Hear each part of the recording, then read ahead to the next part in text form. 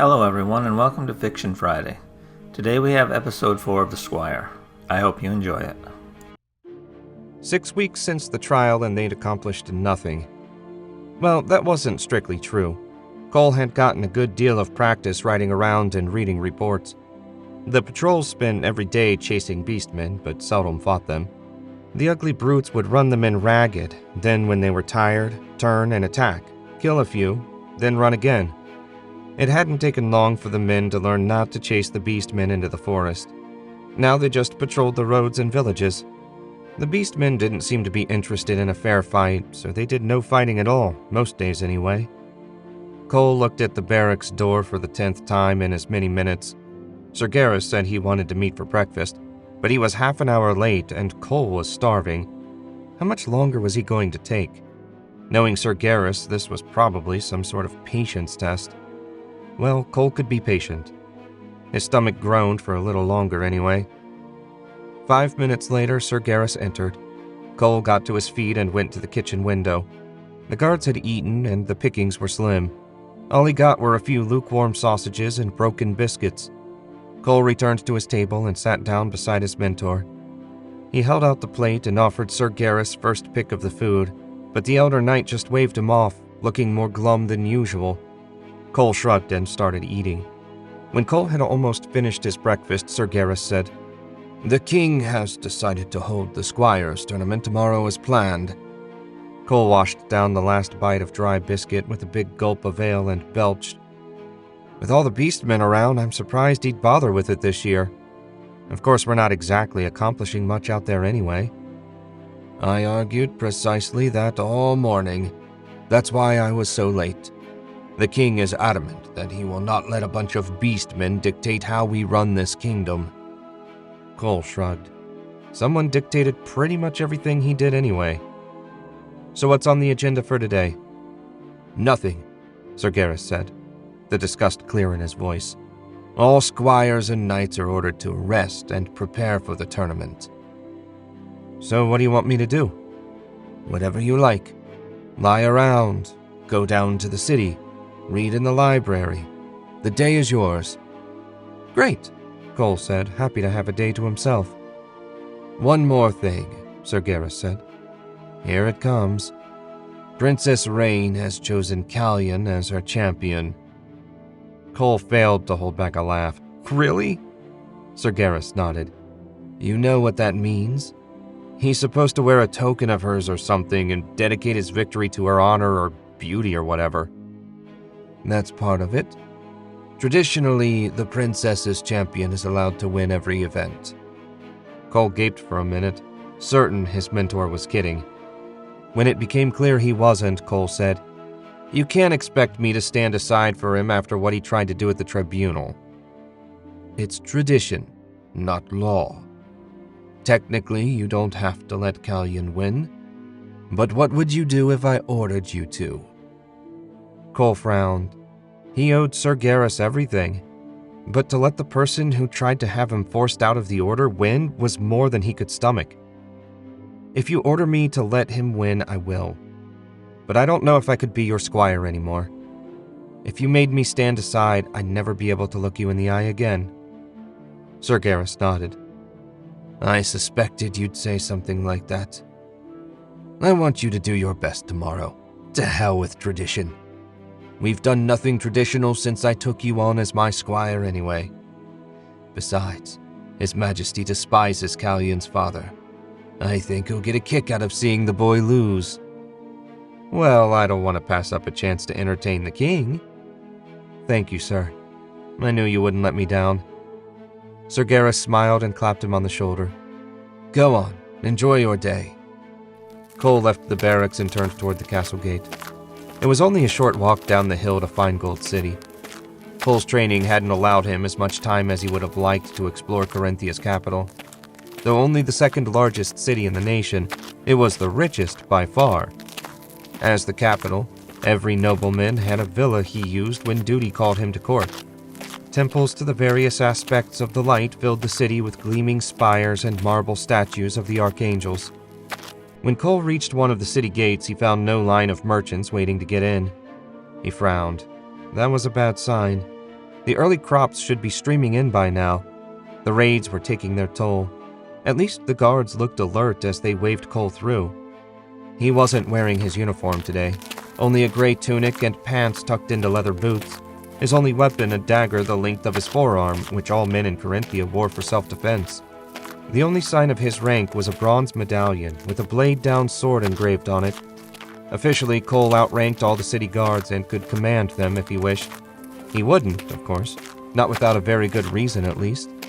Sir Garrus would have his head otherwise. A short ways past the gates, the city market was set up. Farmers sold vegetables and meat from the back of wagons, and merchants of all sorts shouted to try to catch the shoppers' attention. As he wandered the market, Cole was pleased to find a good crowd shopping, and at least 40 different merchants. The raids were a problem, but business still carried on. Speaking of business, Cole still had to get Sir Garrus a solstice gift. He stopped at a tinsmith's stand and studied the trinkets for sale. He would have liked to get something in gold, but the 5 silver coins in his pouch argued for thrift. Cole brightened when he spotted an eagle pin. It looked a great deal like Sir Garrus's family crest. "How much is the pin?" Cole asked. 2 silver, the merchant said. Cole stumbled as someone bumped him from behind. "Excuse me," said a dark-haired boy as he hurried off. He was dressed in a ragged tunic and shorts and looked about 13 years old. When Cole reached for his money pouch, he found it gone. He spotted the thief moving deeper into the market. Cole took off after him. The thief broke into a sprint and the race was on. They dodged around shoppers and soon left the market behind. As they raced through the city, Cole lost track of where they were. He focused on running and not losing sight of the thief. His quarry ducked into an alley, and when Cole rounded the corner, he found it was a dead end. "Just hand it over, kid. I won't hurt you." "I'm sure you won't," the kid smirked. Cole heard a noise and spun around. 2 rough-looking men in dingy vests and tattered pants, maybe 2 years his senior, stood at the end of the alley. One carried a club with nails sticking out of it, and the other had a wicked-looking curved knife. Cole had stumbled right into an ambush. Stupid. Cole sighed and drew his dagger. "I don't suppose we can talk about this like gentlemen?" "Sure we can," the one brandishing the club said. "But when we're done talking, you're still gonna be dog meat." "Right." Cole laid the blade of his dagger back along his forearm. "Come on, then."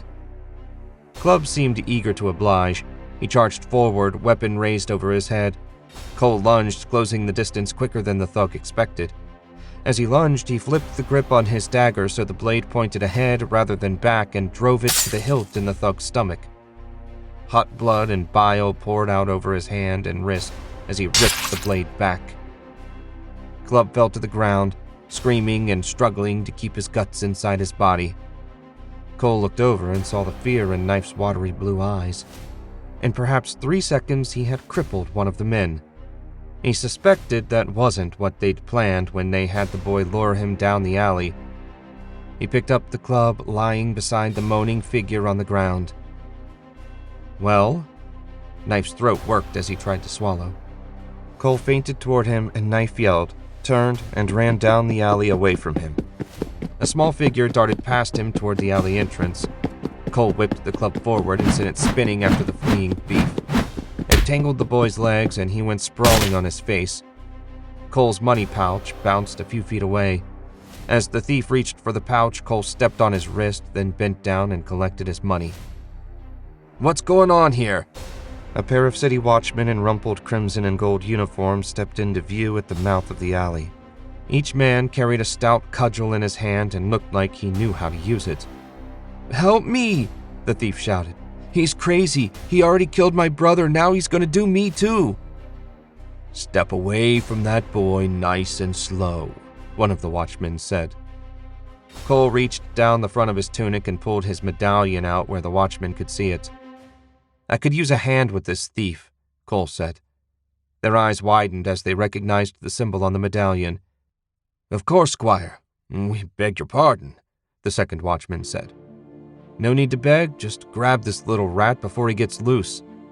They hurried over and latched onto the thief. "You bastard! You killed my brother!" the boy screamed as he fought the watchman. Cole glanced over at the figure on the ground and heard a faint groan. He isn't dead yet. If they hurry, he might live long enough to hang. Take this as a lesson, boy. Find a new line of work. He hated being so hard on the boy, but maybe if he saw the results of a life robbing people, he'd choose a different path. Cole couldn't take the boy in like Sir Garrus did him. All he had to offer was this small demonstration. "Sir," the first watchman said, "we'll need you to make a full report back at the guardhouse." "Of course," Cole indicated they should lead the way. "What about the other one?" "Another patrol will be along shortly to pick him up. I don't think he's going anywhere." An hour later, Cole left the brick guardhouse. 2 more watchmen brought the thug's body back with them. He died before they reached the alley. Cole sighed. He hated having to kill other humans. Not that he'd had much of a choice. Like Sir Garrus taught him, if you have to fight, fight to kill. Mercy comes after the battle. No one had arrested the boy before, so he would receive a thief brand and 3 months hard labor. If he got caught again, he'd hang. Cole shook his head and turned toward the market. Such a waste. The boy seemed smart and fit. Surely he could find a place for himself besides stealing. Not that Cole could criticize. If not for Sir Garrus, he would have ended up with a thief brand before dancing at the end of a rope. He had almost reached the market when someone spoke from a dark alley. "Cole Vanheim, I must speak with you."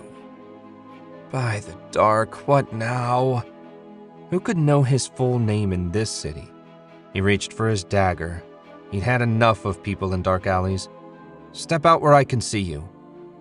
From the shadows stepped an old man, his face lined with deep wrinkles and a gauze bandage across his eyes. He wore the black robes of a truth-seer. "A mighty warrior such as yourself has nothing to fear from a feeble old man, surely." Cole moved his hand away from his dagger. "My apologies, sir. It hasn't been a good day. What can I do for you?" "For me, nothing. I am here to do something for you. I have seen you in a vision. You are to be a champion of truth." He held out a ring of some gleaming metal, platinum perhaps. "Put this on." Cole hesitated, wondering if the old man had lost his mind. "Sir, I can't accept this." "Put it on," the truth-seer said in a tone that brooked no disagreement. Not wanting to cause a scene, Cole took the ring and slipped it on his right hand. He felt nothing. "Good. Now you take your place among the great champions. With this ring, you will have the power to see the truth in all things. No one will be able to lie to you or deceive you in any way." Cole felt the truth in what the old man said with an absolute certainty that frightened him. "I'm afraid you've made a mistake." "I have made no mistake. Go now, champion, and bring truth to the world." With that bizarre statement, the old man turned and hobbled away. Cole sighed. What did bring truth to the world even mean? He continued on to the market to collect Sir Garrus's gift. As he walked through the shouting voices, he knew every lie the moment he heard it. His head pounded and he fought an urge to cover his ears to block the words. Cole glanced at a woman and knew in an instant he saw a man dressed as a woman. He wanted to scream. He collected Sir Garrus's gift and left the city behind. Once he left the city, the awareness of the lies vanished. Cole let out a breath and tried to remove the ring, but it wouldn't budge. Damn it. He'd just have to go to the Truth-Seer's compound after the tournament tomorrow and get it taken off. Thanks for listening to this week's episode of Fiction Friday. If you liked what you heard, you can find more of my fiction on my website, jamesewisher.com. Please consider liking, subscribing, and sharing with anyone else you think might enjoy the show. Until next week, goodbye.